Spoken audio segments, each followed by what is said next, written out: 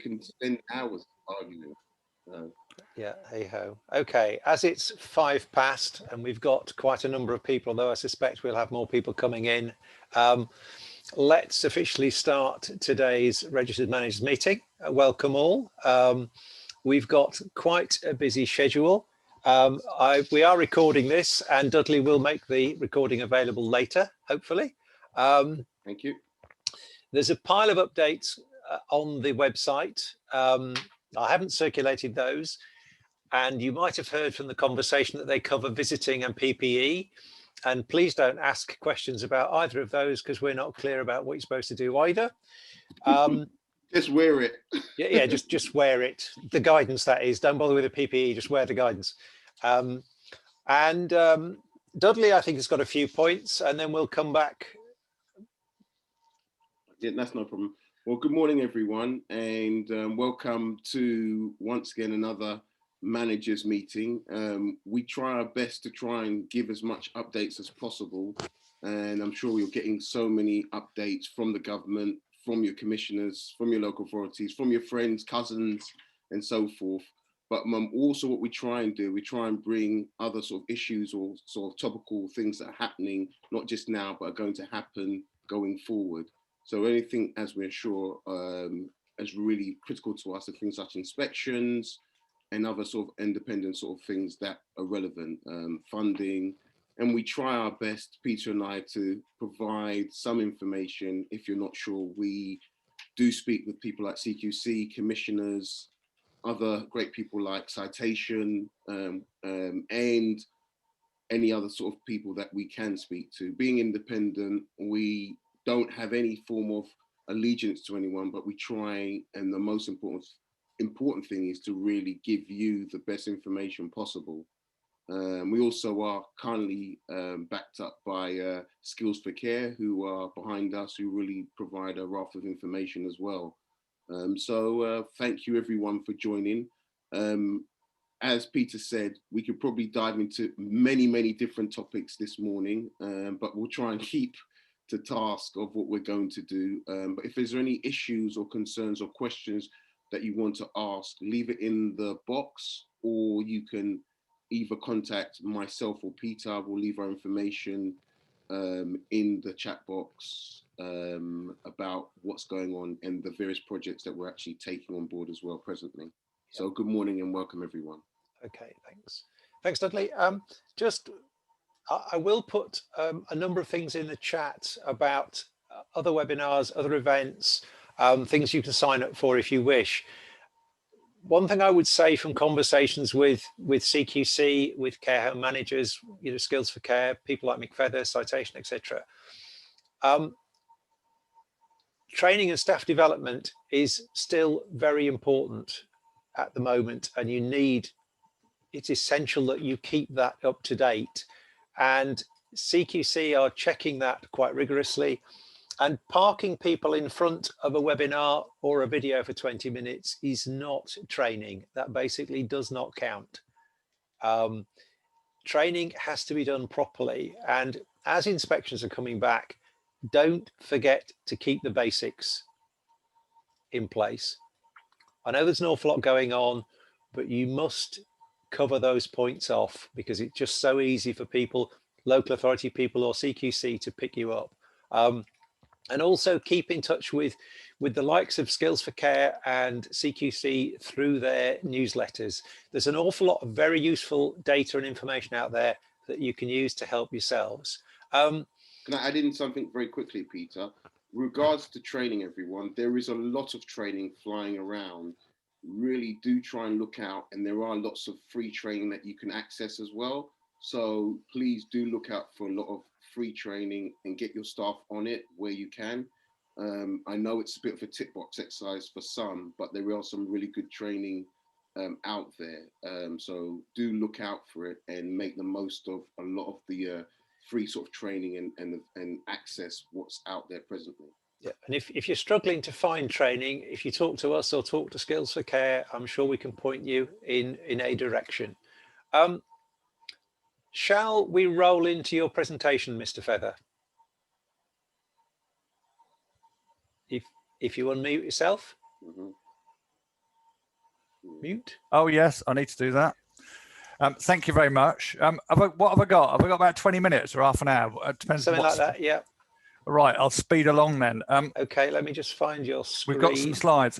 I'll mention it now because Pete's kind of like mentioned it already, but both Pete and Dudley. Thanks very much for giving me the opportunity to have a quick chat with you, and it will be very fast. But one of the things he's just mentioned, or both of Dudley and Pete have just mentioned about training. As an ex-inspector, one of the things is about competence. So it's not even about have I done £1 million training course, whether it's face-to-face or e-learning or a DVD or whatever. It's about whether as managers, that individual's competent to actually do what they've got to do. So, you know, for me, and I've been a trainer for a lot, you know, 15 plus years, it's about a blended approach. So it might be a bit of e-learning, it might be kind of conversations, but a lot of it will be about observation. Hang on. The observation will be about the fact of whether you believe Mick can properly move and handle someone. Do you think Mick understands safeguarding? So you know, I remember going to a care home once doing an inspection, and basically they just got out this stack of DVDs, and the DVDs were just kind of like from, I don't know, 1990, and you just literally just watch those. Well, yeah, that's fair enough. Or you can do e-learning or whatever it is, but you also need to actually sort of observe or check that that individual can do what you want them to do. Because otherwise, as Pete's just said, you're just ticking a box saying, oh, look, I've done a bit of e-learning, you know, tick me off in terms of what that is. Because what you really want is, even for some of those fundamental things, for them to actually know what they need to be kind of like doing in terms of understanding what they need to do. So it's all about competence. Can they do it in a practical way? Not about, oh yeah, we did it through Mick on £1,000 safeguarding course. It might be great, but it, you know, I might not taken anything away from it as a result. Oh no, we've got issues. Have we got technical issues? We have a slight technical issue. I'm very sorry, but I can't get, for some reason. Just keep talking, Mike, and Mick, and I'll get it working for you. Right. Okay. So without the slides, I'm going to try and kind of like have a bit of a chat about what I'm going to talk to you about very quickly. So, I mean, the first thing is about the fact that at the moment, and you know, it's difficult for me to try and understand in terms of ratings what's going on. So what I mean by that is the CQC, as you're probably aware, are dipping in and doing little bits of inspection. They're not necessarily, in fact, very few full comprehensive inspections. So usually an inspection would be, you know, 2 days, 3 days, looking at everything. Oh, look, Pete's got it all sorted. Brilliant. We're already kind of like on slide 3, Pete, which would be absolutely great.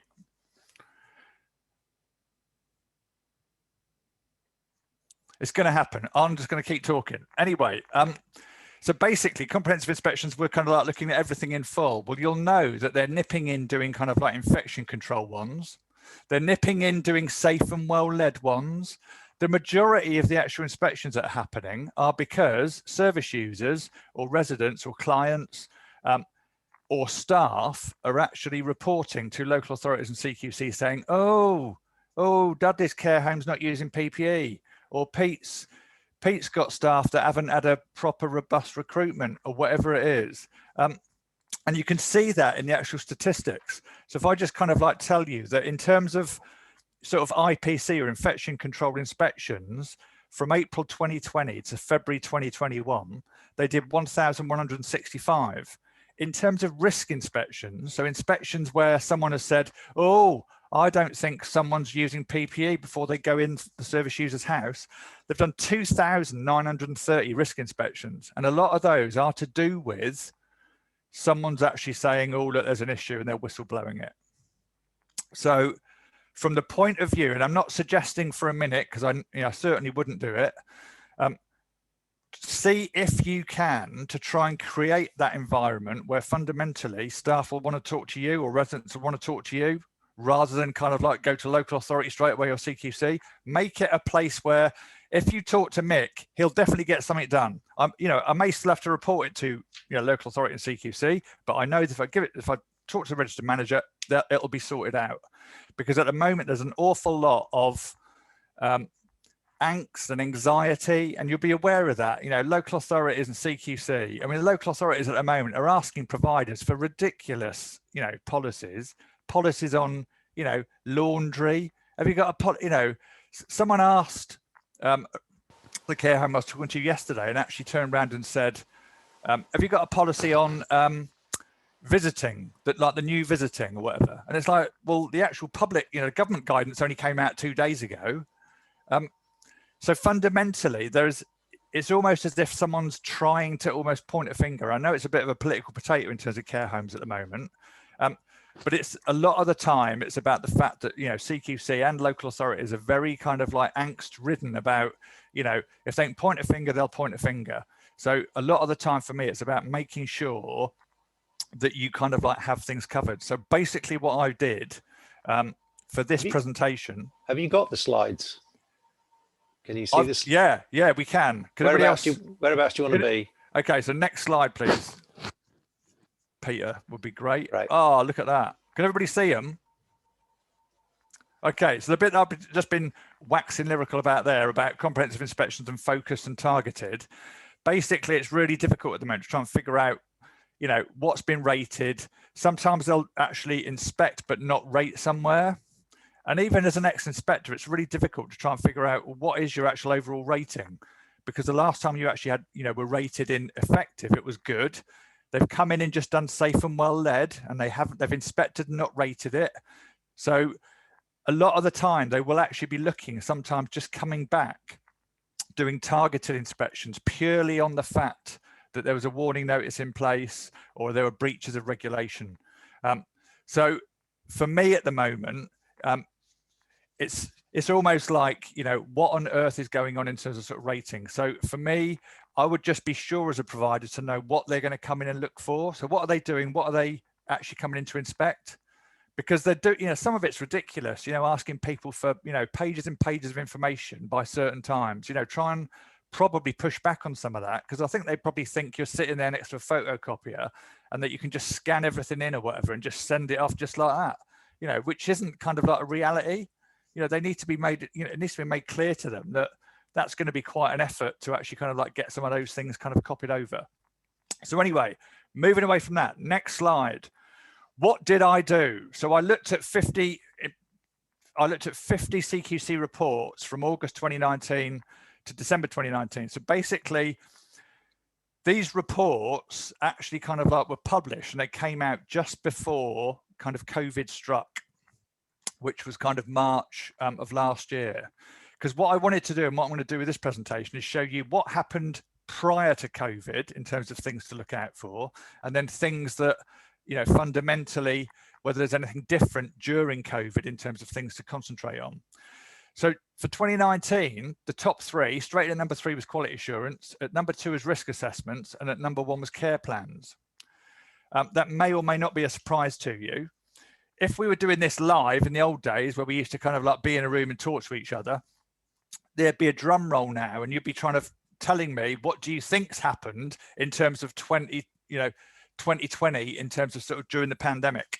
And it's not going to be that dramatic. So if you want to flick the next slide, Pete, you can see for 2020, oh, quick back one. It looks like it's the same slide. Quick back one again. There you go. So for 2020, basically nothing's changed in terms of the top 3. At number 3, you got quality assurance. Number 2, you got risk assessments. And number 1, you got care plans. The only thing that's, you know, particularly sort of changed is that straight at number 4 is infection control for obvious reasons, i.e. there's a pandemic. So for me, normally I would just say, right, that's the end of presentation now. I've looked at 100 reports. I'm telling you that quality assurance is a big thing, risk assessments, care plans. Where you go, bye. But what I thought to myself is, you guys, you know, it'd be nice for me to actually give you something in terms of what I think you ought to be concentrating and focusing on. So if you do flip to the next slide now, Pete, this is my little circle of focus thing that I think, you know, in terms of sort of, you've got a million things that you've got to do and a million plates that you're spinning. But for me, these are the things to sort of concentrate on, because at the moment, in terms of CQC reports, these are the key things that are coming out in terms of sort of reports and what the issues are. First thing, service users. Any service that is doing really well or outstanding focuses on service users. Fact. That's the only thing that you can link them all up with. In terms of staff, so the next little bubble there in terms of sort of linking with service users, staff, and that is the whole kind of area of staff. Pete and Dudley have just mentioned training this morning, but staffing, that's about recruitment, so robust recruitment. That's about, you know, induction, that's about training, that's about appraisal, that's about, you know, supervision. And it's really important to get those things right.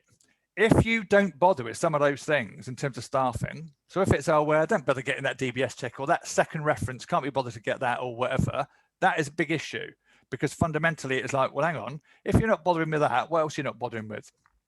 So think about getting those two things fundamentally kind of like, you know, in place and kind of like sorted out. The thing around the outside of those two is culture. And you might say, Mick, what on earth are you doing talking about culture? Why do you want to do that? Stop wasting our time. There is this guide which came out last year for CQC inspectors. There's no guide for providers, but this guide, which you can see on the CQC website, which is called Identifying and Responding to Closed Cultures, that will be looked at by CQC inspectors and when they come into your service.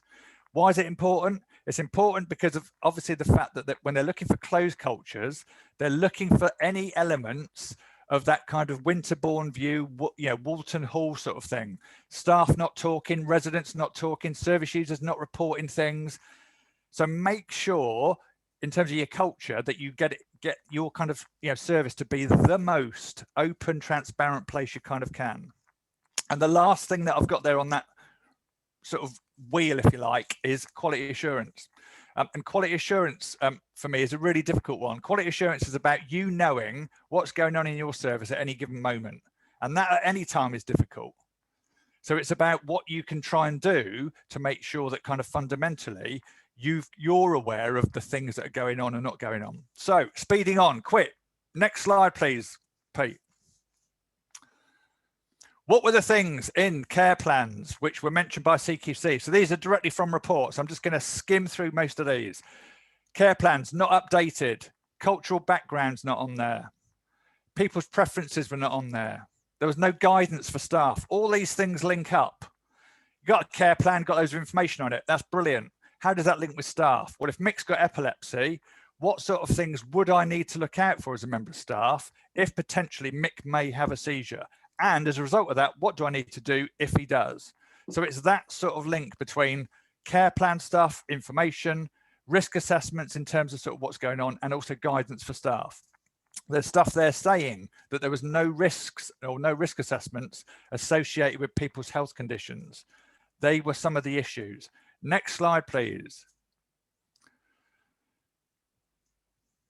Next thing was risk assessments. So it says there, provider did not ensure that risk to people's personal safety was assessed. It mentions there that risks associated with health conditions were not fully assessed. They weren't detailed enough. Some had conflicting information.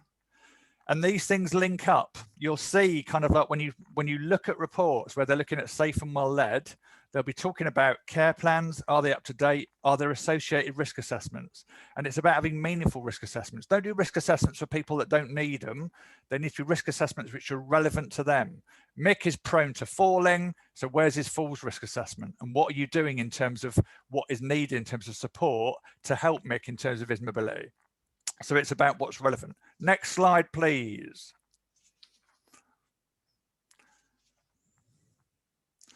So keep care plans, make sure there's enough detail, keep them current, keep them relevant in terms of risk assessments.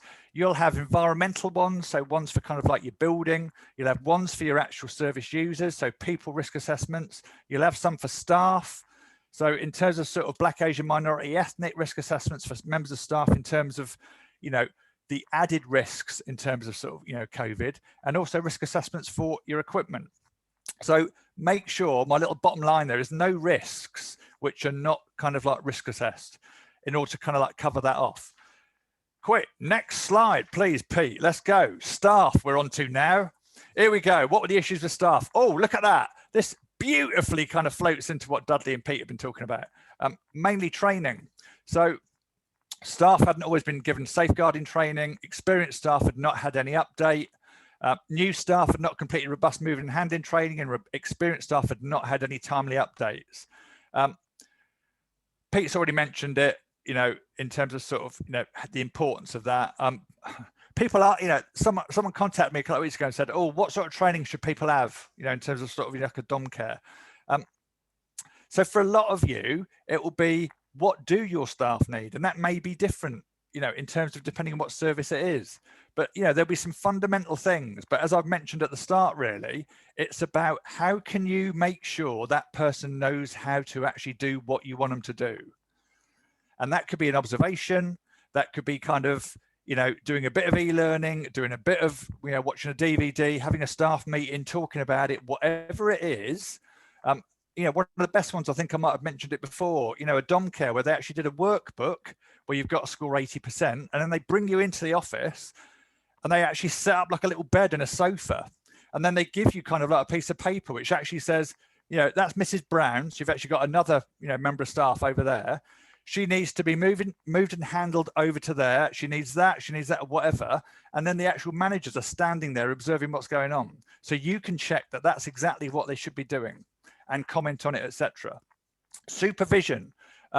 We did a little session. I literally kind of, I know that Skills for Care are on here, but I literally ripped off kind of like all of Skills for Care and said, go to Skills for Care. You don't need anything else. If you want to do decent supervisions, go to Skills for Care. They've got all of the forms you need. They've got all the background you need. I cannot say to you how more important supervisions have been since even being an inspector. And the reason is there's this high level of anxiety in terms of local authorities and CQC and whatever.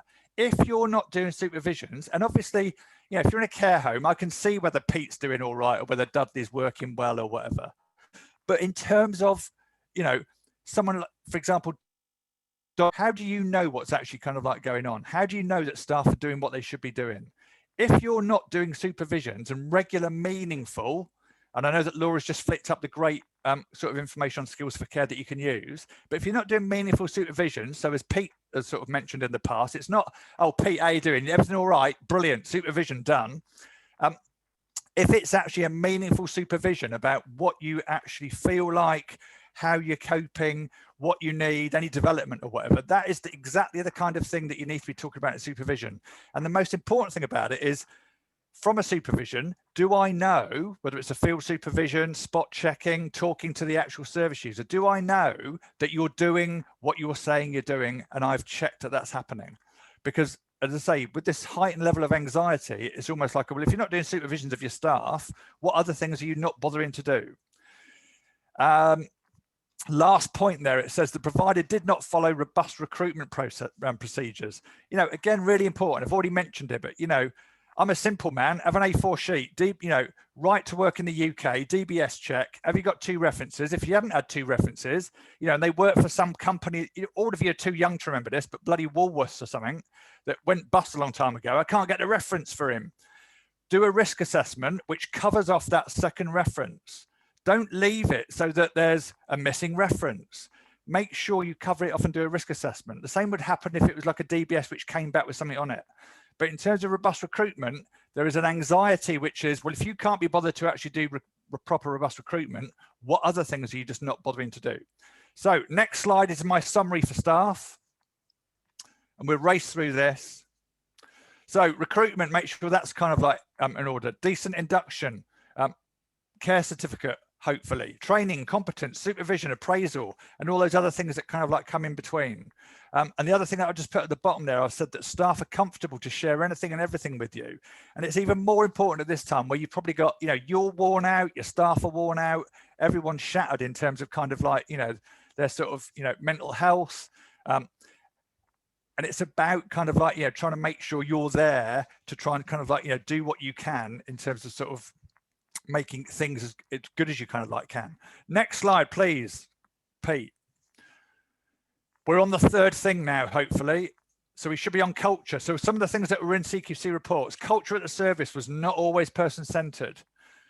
There's not been any recent formal opportunities for people living in the home to share their views. I mean, just to give you, I mean, in my view, you know, surveys, whether they're just a little short survey, are never wasted. Telephone surveys, just talking to people, talking to staff. You don't have to have a 50-page survey, just kind of, you know, what's happening, you know, how is the care? Is it good? How can we improve? Actually allows both your service users and staff to have a voice about what's going on. And it's really important, as I've said at the moment, about that, because they're looking for closed cultures. So if you kind of talk to staff and residents, you say, well, I can't really mention anything, then it's like alarm bells ringing for some of the particularly nasty inspectors. Not me, I was lovely.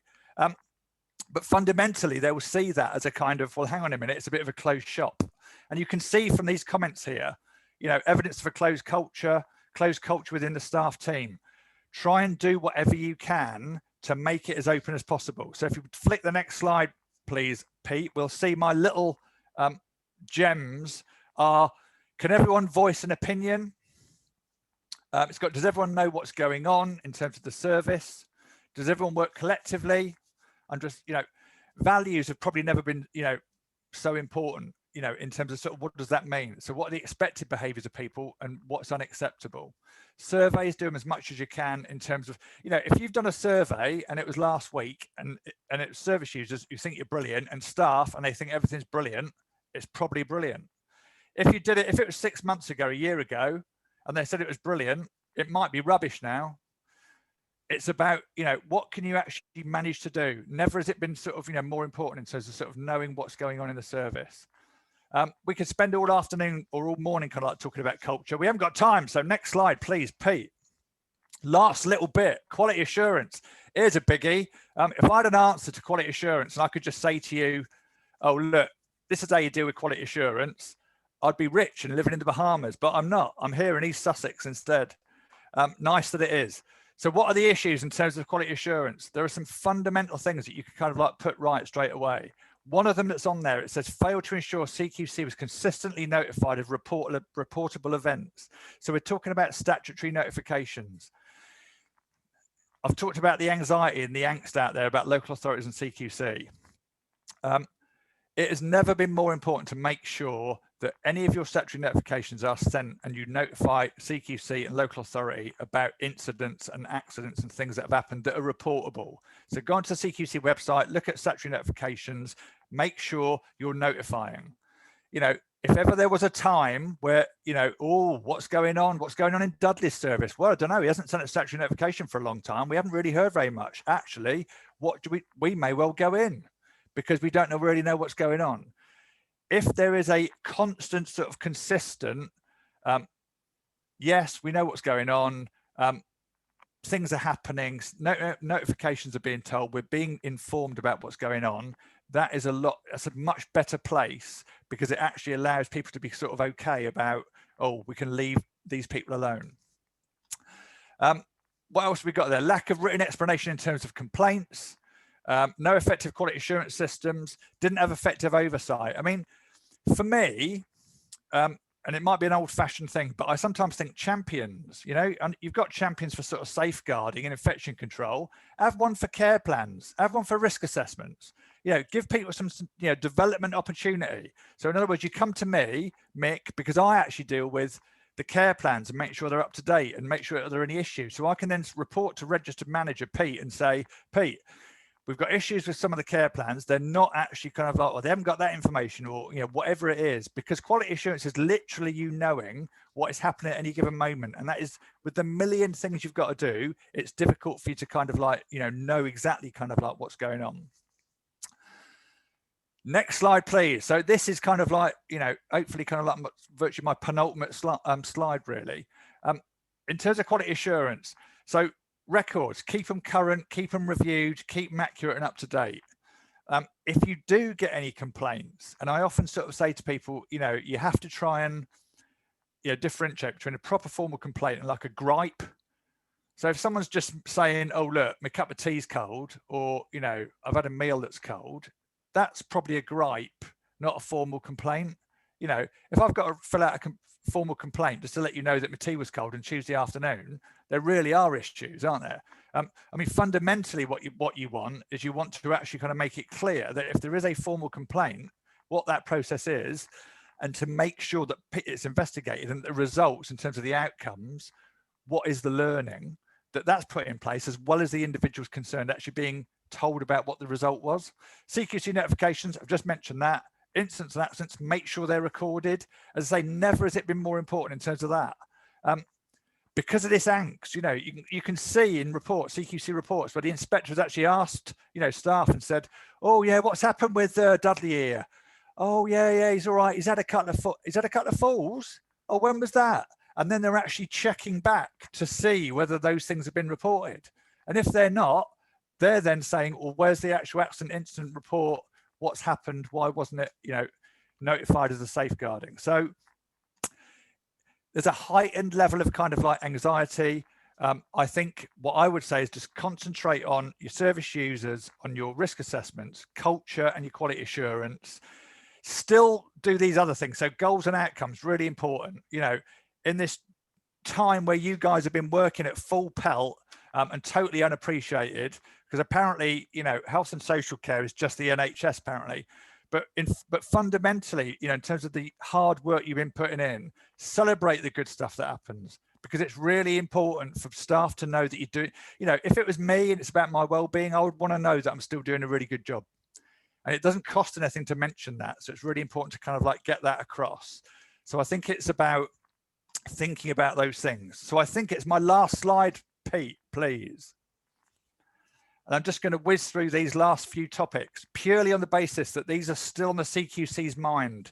So infection control, obviously, for obvious reasons. Equality and diversity, I'll always bang on about that. We could do a session on equality and diversity in my mind, because I used to be an equality and diversity manager, but still really important, and particularly important about, you know, whether you've asked questions. Are the protected characteristics, age, disability, gender, race, religion, sexual orientation, are those things important to any of your service users? If they are, what have you done as a result of them telling you that? Oral health is still up there. They will still be looking at that. Relationships and sexuality in adult social care, still something which is creeping in. Accessible information standard, you've probably got all that covered off by now in terms of whether you've got individuals who've got a disability and whether you've actually got information in the right sort of formats. And policies and procedures, as I say at the moment, I mean, it is absolute madness, particularly around, you know, sometimes there are some local authorities that are just asking for a policy, I think it's for the sake of it. I think you need to kind of like be assured and be told, you know, almost reassure yourself that you're confident about the things you have in place and about what you're doing, but always make sure that your policy and procedure is something which you're following, and that's what you do in practice. Because it doesn't matter whether it's a 5-page one or a 50-page one. Do staff understand it? Do you understand it? And is that what you follow? That, I think, is me. I think the next slide is just questions, Pete. And I'm sure everyone's just too tired now to be thinking of any of them. I've really raced through that, so I do apologise. I hope that was kind of like useful. Thank you very much, Mick. That's no problem. That was really great. I think they should roll you out more often. Roll me away. No, I think it's really great of what Mick has actually mentioned. And before we go into questions, I think there were a few things that Mick did touch upon, which really people sometimes overlook. And when inspectors do come in, simple things, and I've been there where people have mentioned things such as gaps in employment. Someone may have had a baby and literally they weren't employed. People forget to put that down, but an inspector may question what happened in the last 5 years and why the person wasn't working.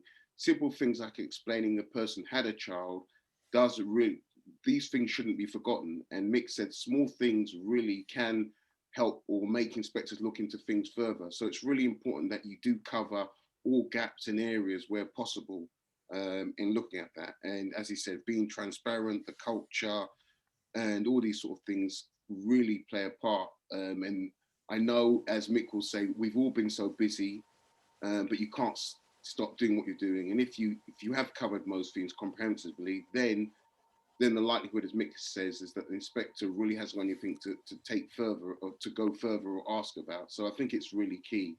But without really further ado, I know there are a few questions that people may want to ask. And I think there are a few questions in the chat box.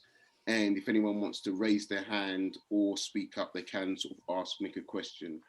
So just to let you know, Dudley and Peter, someone's said, can they have the slides? Don't tell Rosie, but yes. Yeah. We'll put them on the website. So usually it's kind of like a no, and they usually kind of like just say no because of update and whatever and all this sort of thing. But from my point of view, have them. Yeah, we'll put the slides on the website. Stop recording quickly. I didn't say it. Dudley said it. Yeah, no, also as well, I mean, listen, I'm not here to plug. Mick does work with Citation, and they do a range of things. Unfortunately, when you do buy into Citation, you don't personally get Mick, but you get Mick's input and knowledge that comes with it as well. So is there anything to be said, that's something that comes with it. But there is a raft of information out there, policies that are needed during your working life, making your life easier rather than trying to look around for many different places. You can find things in one place, and Citation and things like Skills for Care do provide a lot of information that you can go to.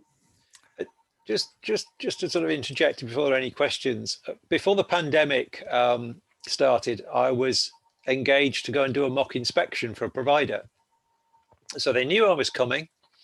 I had to get through an entry phone system to get into the building. So I turned up, I announced myself.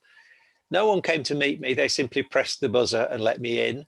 So as I walked to the client's office, I came past an open door. I peered in there because I'm nosy. And there's a whole pile of personnel files open. Nobody in the office, open door, table, stuff chucked on the table, filing cabinets open. So I picked a couple of files up. I walked into the main office and I said, I'm here to do your mock inspection and you've failed.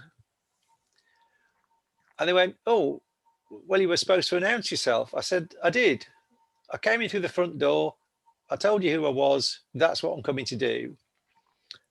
And you've known for a fortnight that I was coming. And that's about the sort of notice you get maybe from CQC. And I could have completely written that business off within 10 minutes of walking through the door. And so, in fact, what I did was I left and I said, look, I'll come back in another few days and hopefully you'll have got yourselves together by then, because if you haven't, you might as well just close the business down before CQC get here, because they're not even going to bother talking to service providers if you're that bad in your own office. He's harsh, isn't he, Pete? I tell you.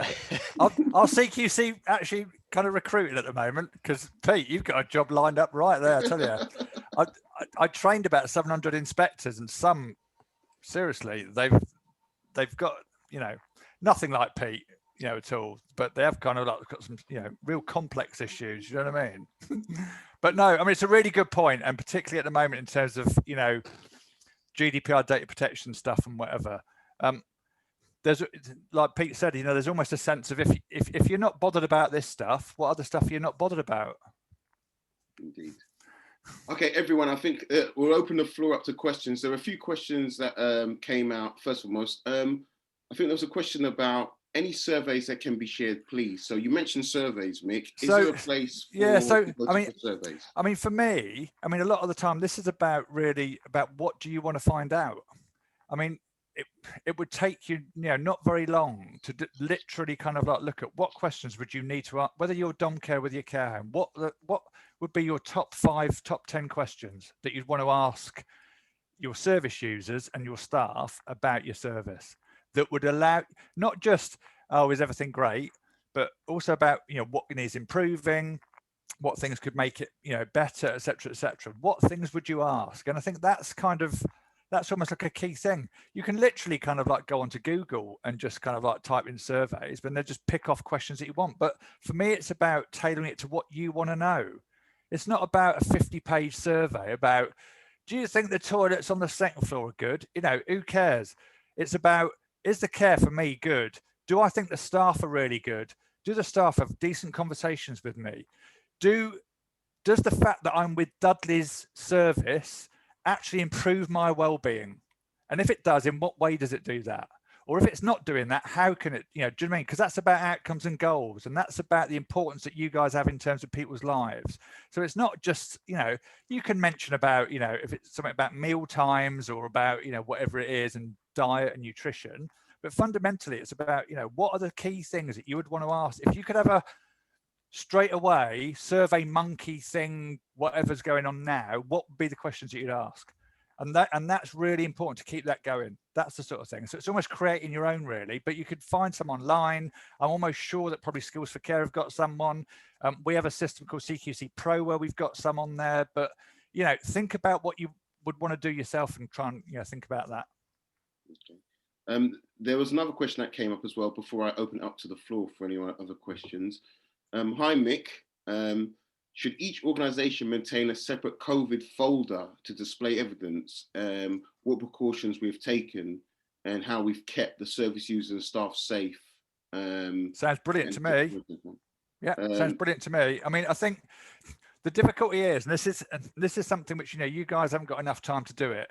A lot of people, when kind of like COVID and the pandemic came in, there was almost every single policy that I've got and every single practice needs to be updated with COVID. Really, it is exactly what you just mentioned. So rather than that, it's about having a separate folder or an additional coronavirus one, which is about what have you put in place in terms of staff, in terms of PPE, in terms of, whatever it is. What are you now doing in terms of security, in terms of, service users? What are you doing in terms of how you allocate where people are and whatever as a result of it? Having a folder which is specifically about it and what you're doing is absolutely brilliant. And it means that you're not then thinking, right, here's my policy on whatever, I need to put coronavirus in that. And then, because that's not what it's about. It's about what you've done and what you've done to change and what impact that pandemic has actually had on the things that you're doing. So I think that's a great idea. So are there any questions that anyone would like to ask Mick specifically? As he said, he has had many years of experience. He's trained over 700 plus inspectors, I believe, and has analysed and taken all that hard work that you and I would love to do and really looked at all the major things that have come about. So in this modern era, I'm sure there's lots of questions I get asked with people in their service. Is there any sort of questions that anyone would like to ask Mick specifically that they're maybe not sure of and would like to know? Yeah, I have a question. Okay. Can you hear me? Yeah, we can hear you. Yeah, so I'm a new manager and I believe that staff are expected to have a minimum of a NVQ care certificate. What about degrees? Like if they don't have that, do they still need it? Does a degree count, or do you know what I mean? So Laura is probably going to be best placed to talk about it in terms of Skills for Care, but I will sort of say, so the care certificate is almost like a national induction. So it would really depend on what they've been doing before and what is that degree about. So yeah, for psychology or. Okay, so if someone's coming from, Sainsbury's, there are other supermarkets available, but if they're coming from Sainsbury's to work in care, I would expect them as a minimum to be doing the care certificate. Yeah. And the reason is because you need to do those 15 standards to get in line. And I don't care whether you've got a degree in psychology or whatever, you need to have that fundamental basic understanding in terms of induction. Okay, thank you. Does that answer that? Yeah, it does. Thank you very much. Laura might better comment further on that, or disagree, she might, but. No, completely agree, yeah. And you can do, as a self-assessment, you can do with staff for doing the care certificate. So just to see if they do have any knowledge already, you may not need to cover that particular standard in as much depth, but if they haven't worked in care before, it's good practice to do all 15 standards, regardless if they've got a degree or not. So, thank you very much. I mean, I would add in as well, there are booklets for the care certificate as well, which you can have for your staff to look at as well, which you can do internally, if not look at it yourself. Most people should have that, or everyone should have that in every organisation. So try and have a look at it. Skills for Care do a lot of things around that. You can go on their website, you will find a lot of information about the care certificate itself. And it covers various modules that you would need when working any sort of a sector within care as well. Okay. Is there anyone else who wants to raise a question to Mick personally? I know I've got a few other questions in the chat. Is there any other sort of questions people would like to ask around inspections, which is the most important thing that we all need in our business here. So I would hope there would be many questions that people might want to think of. Unless you feel Mick has covered everything comprehensively. Oh yes, good, he has. Right, okay. There was another question. I can see that one at the end. Yeah, that's quite. Is that the one about visitors? Yes, I think. Yeah. With that's the changing times. Yeah, I'll leave that one with you, Mick. I mean, you know, this one's always going to be, you know, really difficult, and it doesn't help when obviously, you know, the government turns around and says, you know, even in the visiting guidance, which they've just refreshed in the last couple of days, it says, you know, vaccination is not, you know, compulsory in terms of sort of visiting, even though potentially they keep talking about whether they're going to make it mandatory and whether they're not and whether they are, and, you know, whatever. And it's the same sort of thing here. So the question, if anyone can see it there, it says, what do we do if service user visitors do not consent to giving us their birth dates to register their LFT COVID-19 tests? I mean, I don't know. I've got a personal view on it, and then I've got a view which is probably kind of like a lot nicer.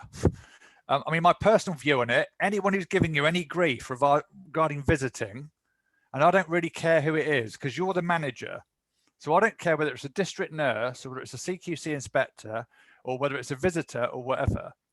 If they're not going to follow your policy and what you decide happens in terms of visiting in your actual home, bye, cheerio, on your way. And that's harsh. And I don't want that to seem kind of like it's harsh, but you guys have got enough things to worry about as it is. The thing that I would do in that instance is that if you go on to the kind of like publichealth.gov, you know, it's actually got visiting guidance for visitors. You can literally print that off. You could literally give it to them and highlight the bit that says you need to be tested. So you need to actually have a lateral flow test before you come in. If you're refusing to give your information for us to do that, I'm afraid you can't come in. And I know that people go, oh, you know, civil liberties and human rights and whatever, you know, all of which I'm, you know, fully aware of. My difficulty is that you guys are responsible for the safety of the people in your service. So fundamentally, you know, from the point of view, you know what's best. And if you've got issues or difficulty where people are saying, I'm not going to wear PPE, I'm not going to have a test, or I'm not going to abide by your physical contact sort of, you know, kind of like, that is unacceptable. And it's in the same way, if they came in and if they're abusive or discriminatory, you know, or being racist or homophobic or whatever, if it's unacceptable behavior, that's unacceptable behavior. And I think from the point of view of what that's asking, if you're not willing to actually abide by what the actual policy and the government guidance is in terms of visiting, then I'm afraid you need to go. Well, thank you. But that might not be everyone's answer. Yeah. I mean, I would add in as well to more of a human side is that we've all been working incredibly hard over the last sort of 12 months. Really giving them the statistics as well is really great as well of what happens if people don't comply with the standards of that, the government standards. And also as well, putting in a story, there are many stories which are really touching that people have been affected by not following the rules. And that brings a more human side to it. So if you can find a story, there are plenty of stories of people who may have passed, unfortunately, in care homes. You leave that and you let them read that. And if they, after reading that, still feel that they don't want to give you a date of birth, then I think maybe Mick may be right on them not coming into your service. So I would also take on that human side of just having a general story of what's affected those in sort of the care settings. Yeah, don't start with my harsh bit. Go with what Dudley said first of all, which is a kind of nicey sort of approach, which is the reason for getting vaccinated, the reason for giving the details and all those things, because it is about encouragement. Because there's nothing mandatory about stuff like vaccinations or whatever, it's about encouragement for people to do it. My worry for you guys is about the fact that from the point of view of if something happens, if there's an outbreak or if whatever, because care homes are such a hot potato at the moment, someone's going to be pointing the finger and they'll be pointing the finger at you. And that's the thing for me, which is a bit of a worry. So I'm always kind of on the side of you know what, you know your service best. It says it in the guidance that you do. You know how to keep your service safe. So whatever you need to do to keep it safe, you have to do it. And if you can justify why you're doing something or why you're not doing it, then that's great. If you can't justify it, that's another issue. But I would go with that line. Yeah, I think that someone else has also mentioned if we don't comply, the chances of a third wave and lockdown is also something to mention.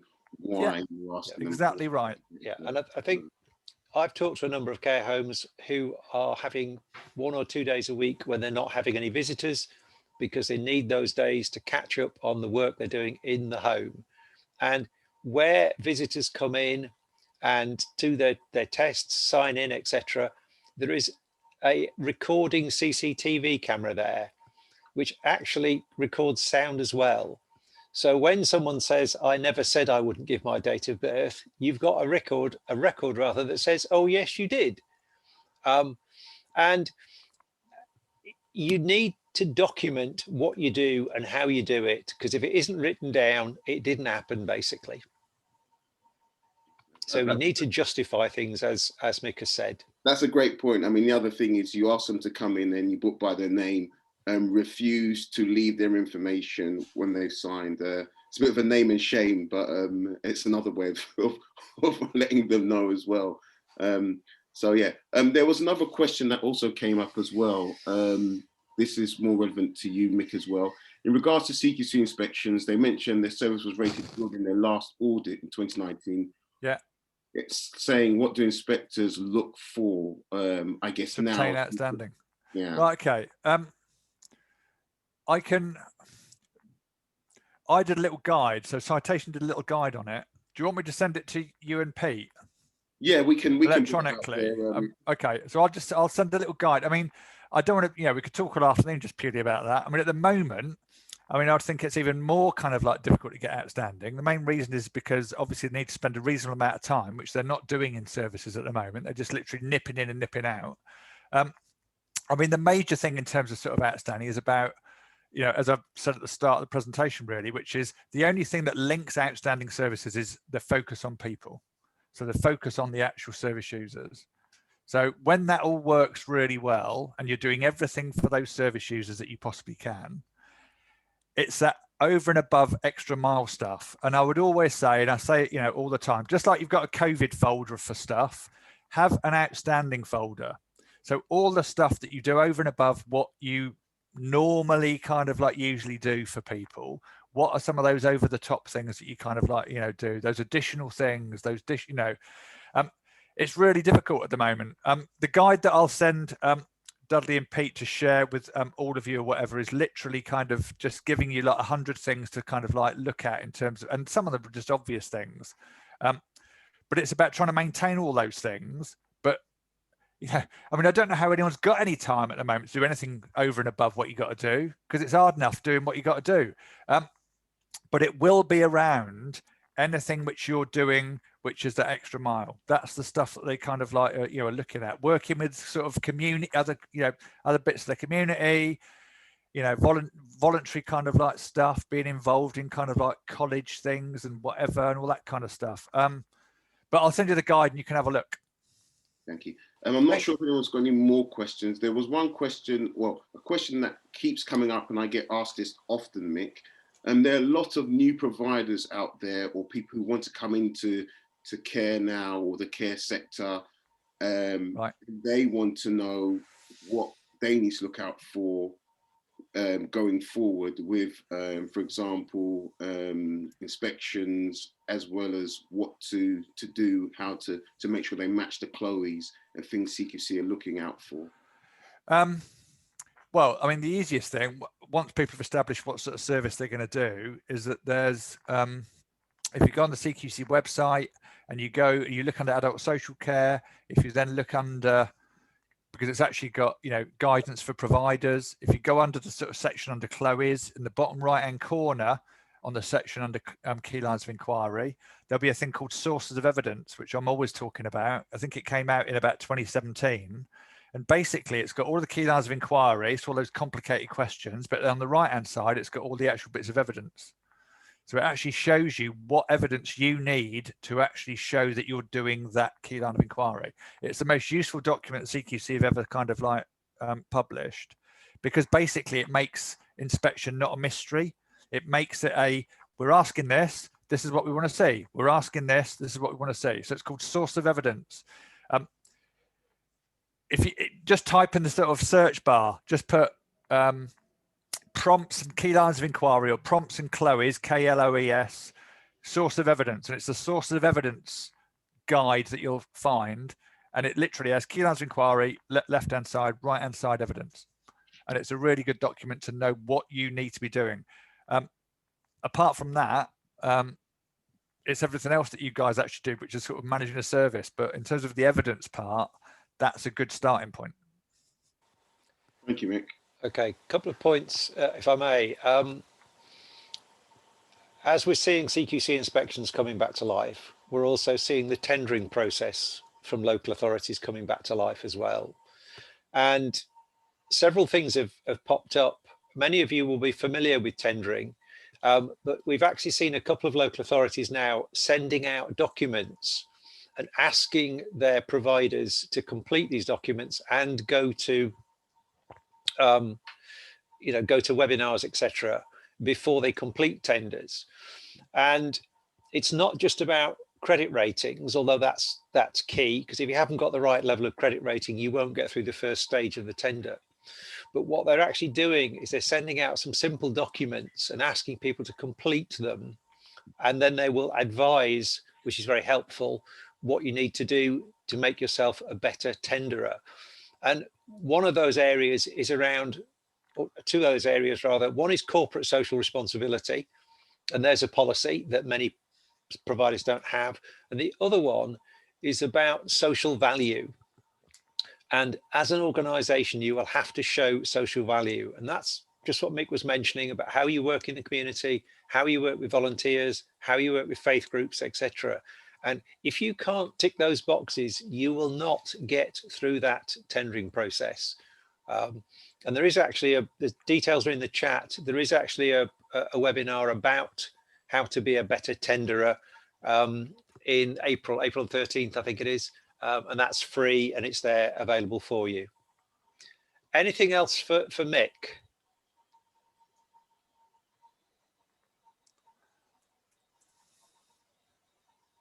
There's another question. That's a big no. Which Diana, could we please have a detail of a link for the contact visitor policy? Thanks. I'm not sure if that's directed to Mick or if it's meant to be here. So sorry, what was the question again? Could we please have a detail of a link for the contact or for visitor policy? Thanks. I'm not sure. All right. So what is that? The one for gov.uk? So that's just that one, I think, Dudley. It's on the website. It's on the LCAS website. Yeah, it'll be on the LCAS website. So basically, it's just care visiting policy. Yeah. Via sort of gov.uk. Yeah. I updated it 2 days ago. Yeah, I bet Pete's right on that. I bet that's on the website before it even came out. Yeah, I think there's so much that goes up, people miss it. So I think, Peter, if we'll recirculate that. Yeah, well, look on the news page of the website. It's there. If you've got a couple of sleepless nights, that'll keep you going. Thank you very much, Mick. That's no problem at all. I think it's very valuable, and I think we'll probably get Mick. We will get Mick back in again. Probably once inspections actually start rolling out. I think Mick will probably have another, as Peter mentioned, sleepless nights, looking through another 100 odd different types of inspections during this period and give us any sort of changes that have happened again. So yeah, no problem. We will keep you updated and we will share as much information as possible. So please do come back to us and let us know. And also as well, if there are any other questions which you haven't been able to ask here and you feel that you'd like to, or that come to mind afterwards, you can either email Peter or send a message in the WhatsApp group, and we will try and facilitate any form of answer where possible. Okie doke. Anything else? Thanks, Mick. That was great. And we'll move on to Laura, and hopefully I can make the slides work first time. Laura, over to you. I can share my screen if not. I've got them here, so any issues.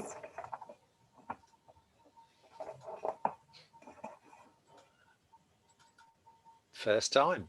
Oh, excellent. So, hi everybody. So the first thing I wanted to mention today is a new guide we've just developed, which provides some practical tips on managing the symptoms of COVID. It's a very short guide, it's just 9 pages long, so quite easy to give to staff and for them to refer to. And it's aimed at frontline staff from all types of settings, so care homes, supported living, dom care.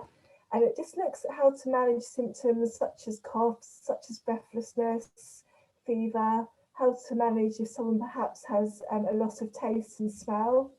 And it also advises as well when someone may need to seek more urgent medical advice. So quite a handy little guide.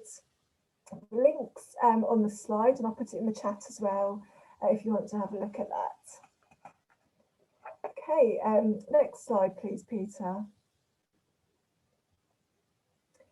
So if you're based in, or if you have clients in Sutton, Merton, Croydon, or any of the South East London boroughs, and you're currently recruiting staff or looking to recruit staff in the next couple of months, you may be interested in this new recruitment initiative we're about to launch. It's called a sector-based work academy programme, bit of a mouthful, so I'll just refer to it as a swap. But we ran one of these last year and it was quite successful. Some of you may have been involved. We got quite a few job seekers into permanent jobs in care in South London, which was great. But what these are pre-employment programmes that support people into permanent jobs in care. So Job Centre Plus put candidates forward for the programme, and they've got lots of clients on their books at the moment, as you'll know, losing jobs in retail, losing jobs in hospitality. Many of these people have good transferable skills that will be directly applicable to working in care. So candidates will complete a 3-week learning programme, and this programme includes all the knowledge elements of the care certificate. And I also do some virtual work experience as well, just to give them a bit of an insight into what it's actually like to work in care. And once this 3-week programme has been completed, they'll be available for local care organisations to interview and hopefully offer jobs to. And these work really well as people aren't coming into care blind. They've done a course, they've done a bit of work experience. So they know a lot more about what to expect, which will hopefully solve the issue of people coming to you, leaving within maybe kind of 2 to 3 weeks, as care work wasn't really what they thought it would be. It's a cost-effective way of recruiting as well. All the course costs, all the admin costs are covered by the government.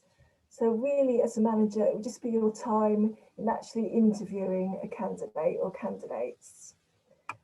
So if you'd be interested in taking part, please put a note in the chat or just drop me an email and I'll send you an invite to an information session we're going to be running next Wednesday, just so you can find out a little bit more. And if you do want to offer interviews, there's no expectation, of course, if someone isn't suitable for your service, to take them on, but it is a good opportunity to access a pool of candidates who'll be there, be really keen to come and actually work in the care sector. So the course is going to start around the 10th of May, so any candidates will be available for interview probably around the start of June. So if you're looking to recruit around then, do let me know and I can link you in. And the next one, please, Peter.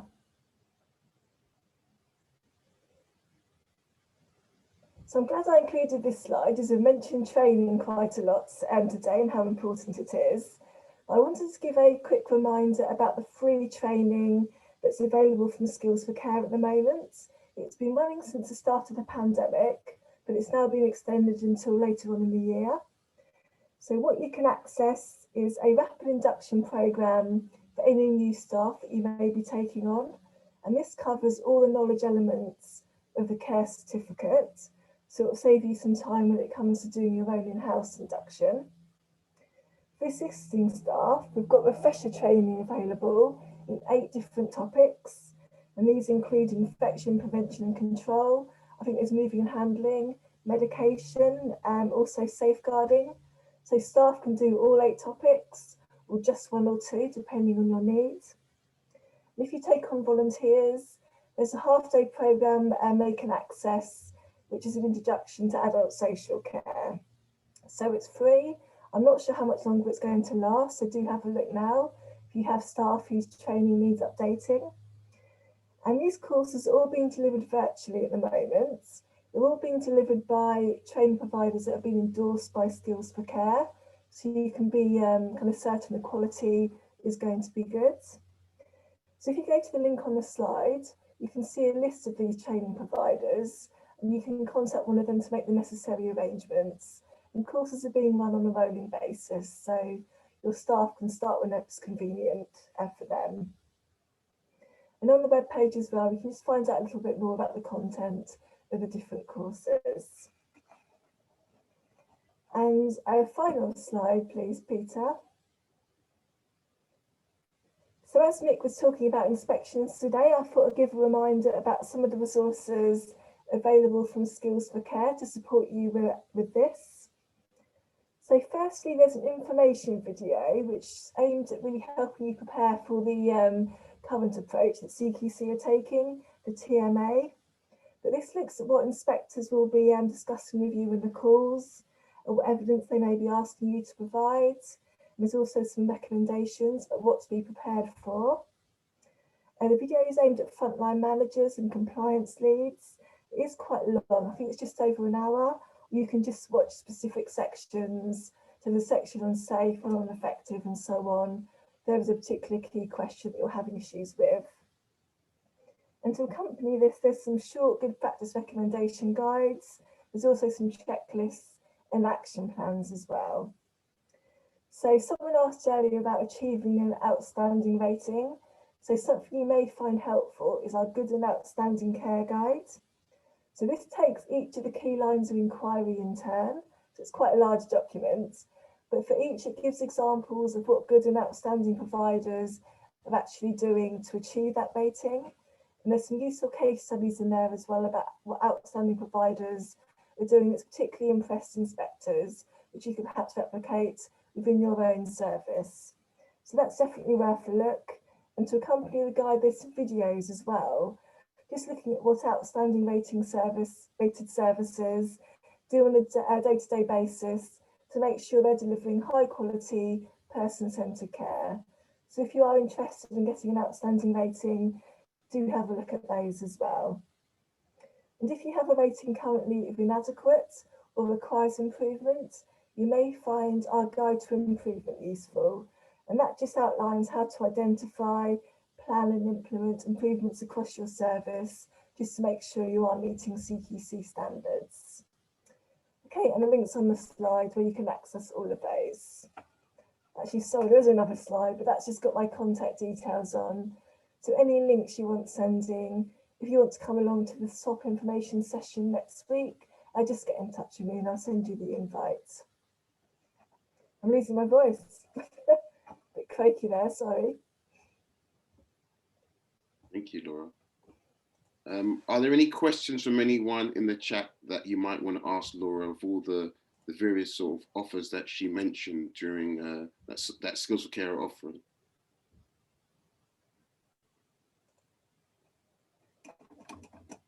There was a question from me, Laura. You mentioned about the training, the refresher training that's available in the Kestiver. Do you know how long that may take? Because I think a lot of managers have an idea, want to know how long their staff will be away for, or how long they'll need to do this.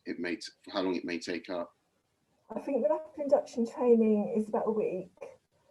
The essential training, it's quite hard to say. It probably depends on the topic and also on the training provider who's delivering it, and perhaps also the learners as well. If you contact the learning providers directly, they'll be able to let you know kind of course length, how much time learners will be expected to kind of actually be spending on the course. Mm-hmm. So yeah, I think they're very mindful that it's very difficult to release staff at the moment. So it'll be kind of short as possible, whilst trying not to compromise the quality of the learning. Thanks. I was going to probably ask Laura, Peter's done it, is to put your information in the chat box, Laura. I think sure, yeah. People may want to contact you directly with and email you directly with some of the training. That would be great if that's possible. links in the chat as well for the training.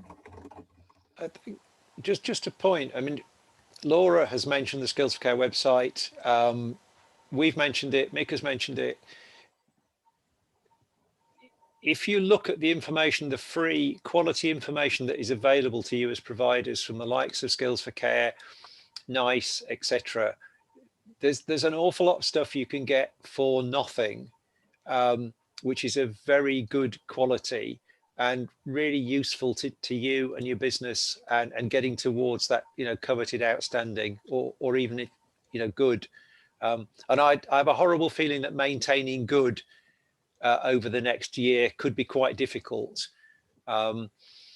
And we have been contacted by a couple of providers who are in the difficult situation or difficult financial situation and maybe looking at doing a CVA or restructuring their company. That will affect likely your CQC rating or your CQC registration, because I think it's regulation 13. But it will also affect your credit rating, which will affect how you deal with a local authority. And if you're going to do something like that, then do take good advice before you do it. And I agree, Peter. I think there's a lot of issues or concerns, obviously, with things like insurance as well, and things like that coming up. A lot of providers are worried what they're covered for and whether premiums are going to go up as well. So there are a lot of financial extras that are going to increase due to the pandemic, and probably at the worst time as well, unfortunately. But we will have to be realistic and open. What I would do is things such as the WhatsApp group, or Peter, is you can speak to your fellow colleagues and peers who may be experiencing similar difficulties, maybe what they've done.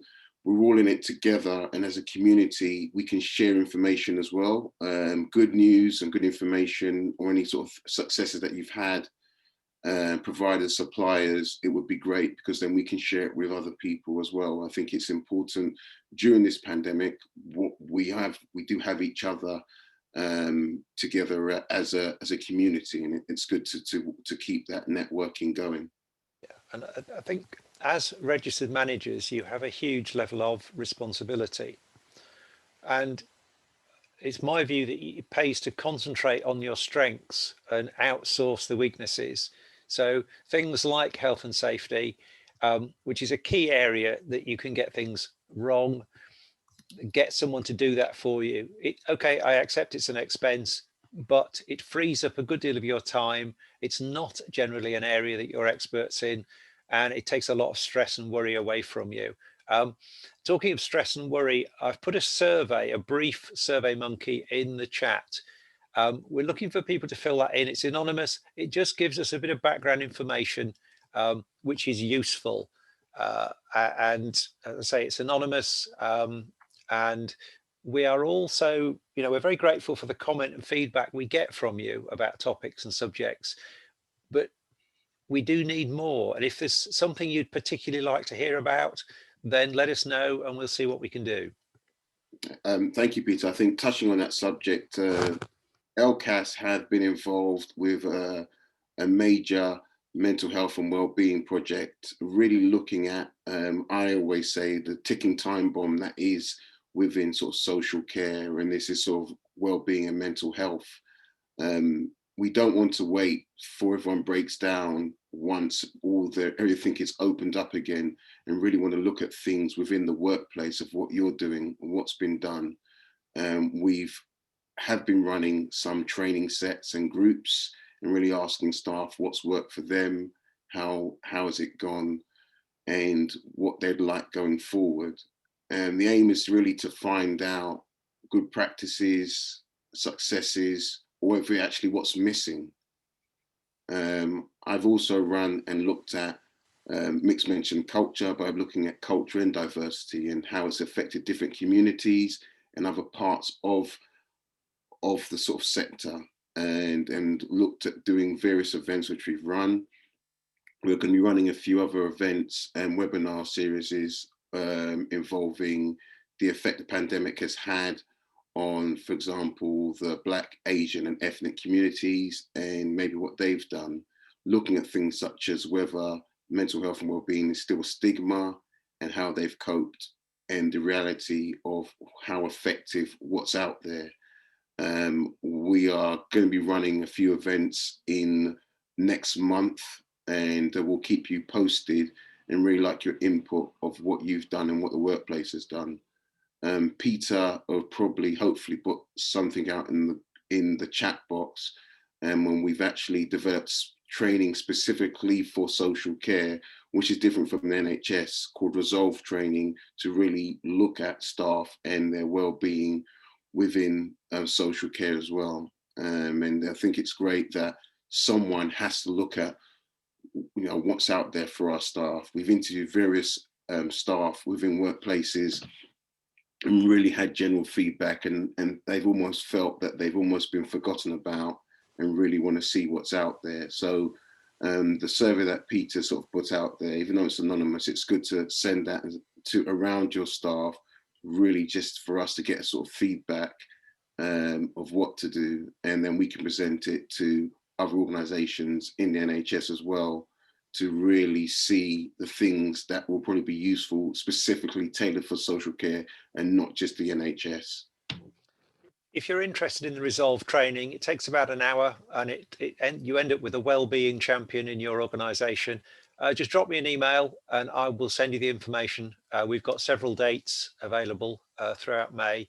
As I say, it takes about an hour and it ticks the box for CPD. So do let me know and I'll send that information and we'll sign you up. It's free. Oh, and finally, Peter, I think another area that we've looked at as well, because I know most of us are registered managers here. The training is not just for managers, it's also for staff specific as well. So it covers all areas, from having a wellbeing champion to managers as well as staff. So we try to look at all elements and areas of the workforce. Yeah. Okay. Any last points or questions from anybody? Anything anyone would like to raise?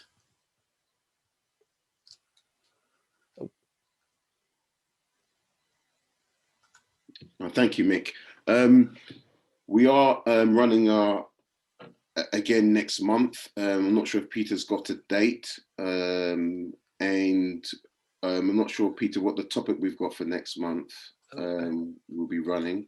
Hang on, I'm just trying to multitask. I can't. I'm getting too old to multitask. We've actually got a psychologist coming along next month, and I think that the date is the 12th, but we'll circulate that. It's an interesting topic because it is about well-being, and it's all very well being able to recruit more people, but frankly, recruiting people is expensive, even when you get them for free. And if you can hang on to the ones you've got, particularly if they're good ones, if they're not very good, get rid of them. But if they're good, compassionate people who understand empathy and like working in social care, hang on to them because they're very valuable. And again, this is around how you help to retain those people, how you motivate them, and how you lower, if you lower their stress levels, you're lowering your own stress levels. And that makes a lot nicer culture to work in. But as I say, we'll circulate all those details. And there's 2 or 3 other things, as Dudley has mentioned, webinars, etc. But we'll let you know all the details. But if you do change your e-addresses at all, again, let us know so we can keep you on the list. And one thing I will say, Peter, we are constantly updating the website and newsletters with all the changes that are happening within social care. So rather than you having to look on the government website, probably if you go into the LCAS website, it will probably give you a range of changes or different things that are happening. I also try and update some of the major things on WhatsApp as well, in the WhatsApp groups. So you can just log in there and find not just Mick's wonderful rendition of how to beat inspections, but also all the things from Skills for Care and other sort of government sort of changes and policies as well. So please do go in there and check up the website probably at least once or twice a week, and you'll probably find a few of the different changes that are happening within sort of the sector. Anything else from anybody? Okay, well, thank you very much for attending. Thank you, Laura. Thank you, Mick. Thank you, Dudley. And again, stay well, stick with it. And you know where to contact us. We're always around. And we're usually free, but not for too long. But as I say, keep in touch and we'll let you know what's happening, and do keep an eye on the website. Many thanks. Thanks to all. Goodbye. Thank you, everyone. Bye. Thank you. Bye.